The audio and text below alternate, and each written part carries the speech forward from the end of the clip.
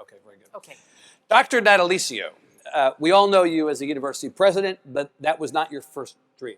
In fact, you were pretty sure you were going to grow up to be a professional baseball player. We have a picture, actually, to show of this. What stopped you?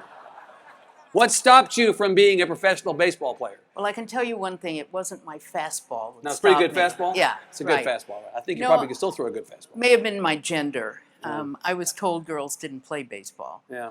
which was, of course, not true. I don't believe that you take no for an answer lightly, but I guess in that case, what could you do? Well, I was much younger and less experienced. I didn't know that I couldn't take no for an answer. So let's go back to 1971 when we said you came to UTEP. It was a one-year temporary contract, and the story is you had no intention of staying for more than a year. This was 40 or more years ago, right? So what compelled you to actually stay after all that? Actually, I decided about 2 months after I arrived in El Paso that I found the place where I could do my best work. Yep.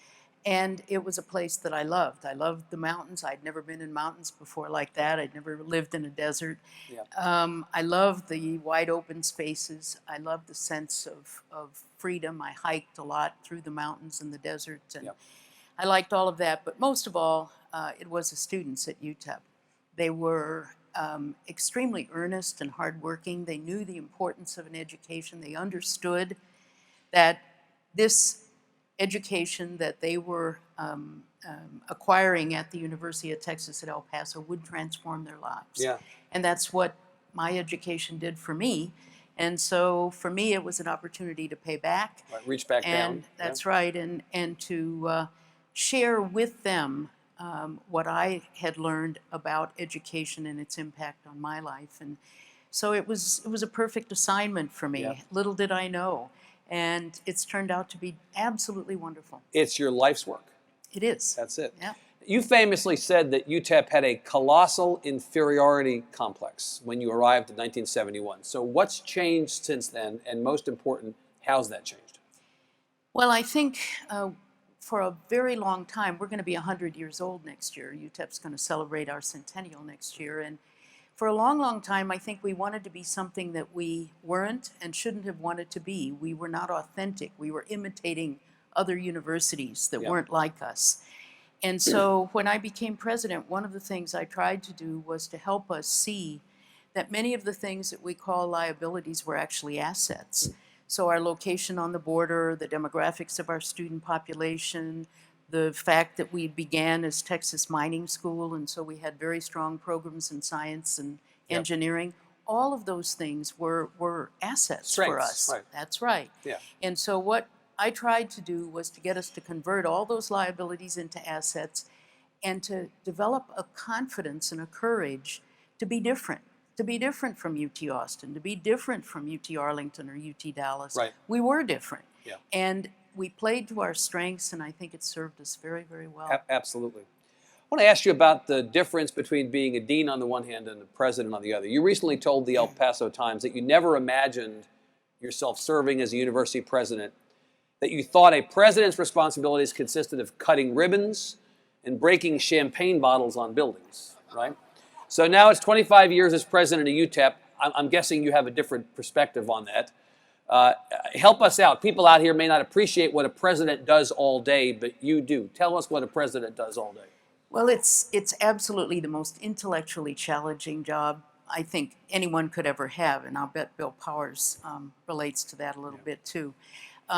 It is so diverse. Every day that you begin your day, you never know what's going to come at you from which direction, and you have so many different constituencies and so many different demands on you. You have to develop an agility that I think is really very, very interesting. It keeps you fresh all the time. Right? Yeah. Absolutely.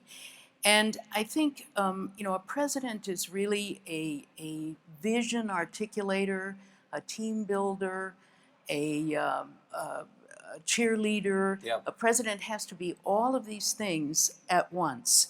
And you have to shift gears very, very quickly, moving from one thing to another, some real high things, happy things, and then some very sad things. Yeah. And so to me, it's a job that actually you create for yourself.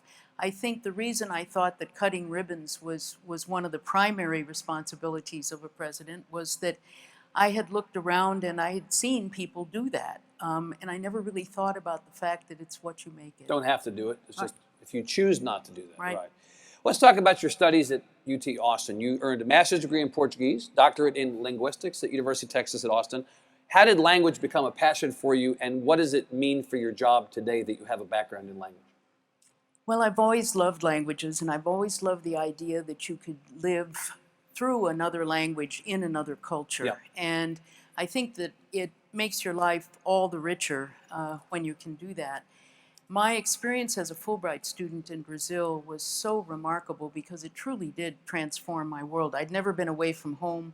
I'd never been on an airplane before I flew down to Rio from Wow. St. Louis.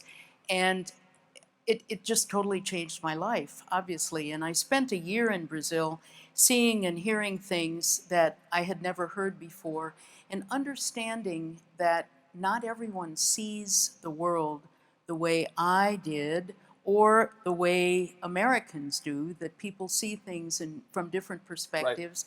And it's important for us to understand that and to appreciate that perhaps all of those perspectives have some sort of validity in their own context. And what we have to do is try to bring all of that together.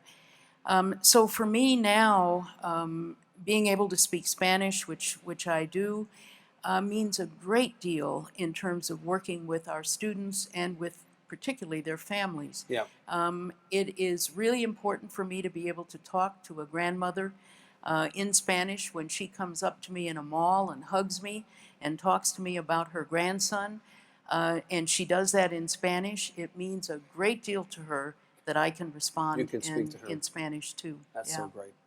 Let me ask you about these students. You referred to the students at UTEP. You've talked for a long time about the particular nature of the UTEP incoming student, how different it is from other places. You actually have more in common with those students than one might think. Talk about that. Well, as I said, I was first in my family to go Yeah. to college, and so for me, education was everything in my life. It changed my life. Yeah. And for these students, it's exactly the same. They come to the University of Texas at El Paso. Most of them, more than half, are first in their families to attend college. More than 40% have a family income of $20,000 a year or less. Yeah.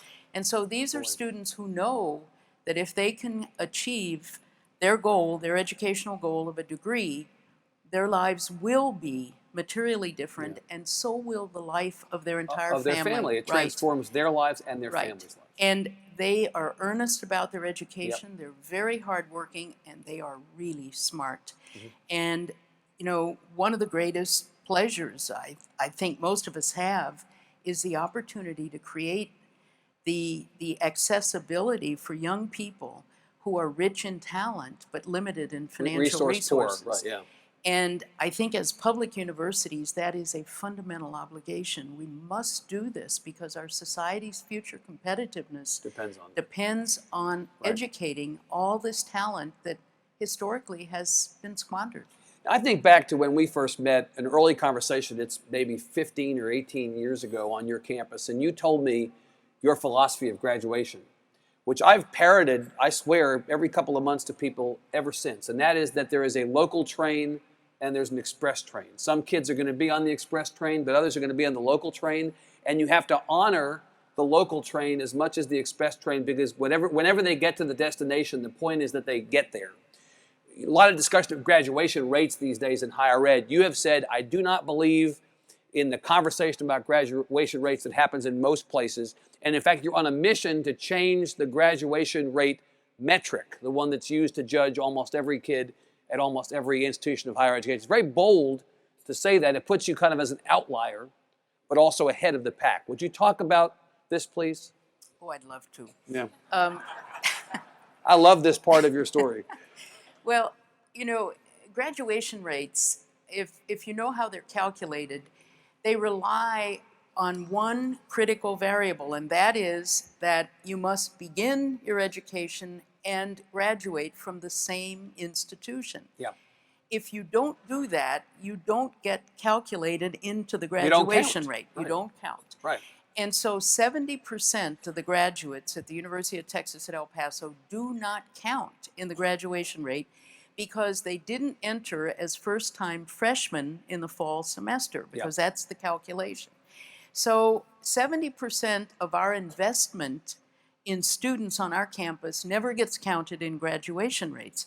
That's preposterous. Graduation rates were really designed for private universities in the mid-20th century. And a very long time ago, right? A long time ago. Right. Today's students in the 21st century often start at community colleges. Many of our students come back as adults, having interrupted their education. Some of them are like our Pulitzer Prize-winning friend here, who took 7 years but worked entirely the whole time. And he would probably, if he started at Arlington and graduated at Arlington in 7 years, he counted against them their graduation rate because he didn't graduate in 4, 5, or 6 years. But the point is, he got out, and look what he's right. done, right? Are we ashamed of him? I don't think I don't so. think so. Not at all. Right, I don't think so. I think the point is that local train is still a train, and it still gets to a destination. Well, absolutely. Whatever happens. And the local train image is simply to say that an express train starts in year 1 and you graduate 4 years later, you stay on the same train. Yeah. The express train, every semester, the train stops. Some people get on, some people get off. By the time the car gets to the end of the line, four years later, the people on the train are a totally different group from the people who got on in the first place. Well, so I really think this is a metric we've got to do something about, and I hope during my tenure as chair of the American Council on Education Board I can do something about that. Maybe. Very, very quickly, 25 years is a long time to do anything, especially to be president of a university. How many more years will you give us in this job? Well, I always tell the people on my staff in the office that my dad lived to be 100 and my mother lived to be 91. And so if they think this is going to be over anytime soon, wrong. Not going to happen. That's good. Well, Dr. Natalicio, old friend, thank you so much. The students of UTEP are so lucky to have you as a committed leader of their campus. The system is lucky to have you as a role model for other presidents, and not just in the system, but out. We're all looking forward to see what you do with the American Council on Graduation Rates, but beyond that, everything you're doing and will continue to do at UTEP. Ladies and gentlemen, Dr. Diana Natalicio. Thank you. Thanks so much. So good to see you.